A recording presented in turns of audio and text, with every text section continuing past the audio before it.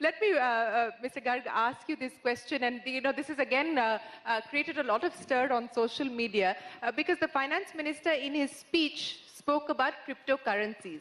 And he said cryptocurrencies are not legal tender. And that is the stated position of the government because it's not legal tender. We understand that. But he also said that the government will crack down on using cryptocurrencies for illegal activities. Now, the question one is, if it's not legal tender, is the government going to say at some point, there is a committee that you're a part of, that you're looking into, are you at some point going to say that trading in cryptocurrencies is an illegal activity? Let's not call them as cryptocurrencies, because that's what we don't believe that they are currency or coin. Okay. So we have used the expression crypto assets. Okay. Right. So these crypto assets are being used today. The exchanges are being set up. A lot of people are buying it, and there is a trade going on without understanding the full fundamental values of that. So what the government has stated, and this is a progressive policy statement which has been coming out. Once, a couple of weeks back, we said the government does not treat this as a currency and coin at all. Now in the budget speech, the finance minister said that we will not allow its use for the payment system and also payment of illegal activities. Right? Yeah. That has been stated, which would mean that the government would do something to make this kind of use of crypto assets illegal, will eliminate that. Now, thereafter, the crypto assets still remain.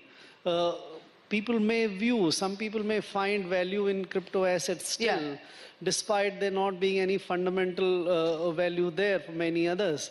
And that would require it to be sort of regulated in a way so that whatever transactions takes place in crypto assets for the part which is legitimate is regulated by the regulators. This becomes transparent. But isn't that part already transparent because they follow the KYC norms, and I understand that there's been notices that have been sent to people and there have been surveys and not raids that have been conducted. So can you explain to us what is the nature of regulation that you're looking at bringing in? Because I would imagine even the global markets are listening to what is happening here in India, because while we've seen a fair degree of volatility today, the prices of the Bitcoin, etc., have crashed quite significantly. So they are watching what India is doing as well, sir.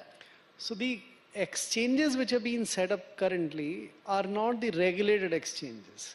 Nobody regulates them. They are in a way self-set up, self-regulated kind of thing. There is no legal requirement, statutory requirement for effecting certain kind of KYCs and transactions. There is no record of those transactions which is done today. So when you move to a system of regulated exchanges for these crypto assets, then you have entire trail and those things. So that is what comes when you get it traded. Imagine the securities trade outside in the dabba trades, etc., which takes place, and securities trade which takes place in regulated stock exchanges. So that's the change which comes about when you regulate it.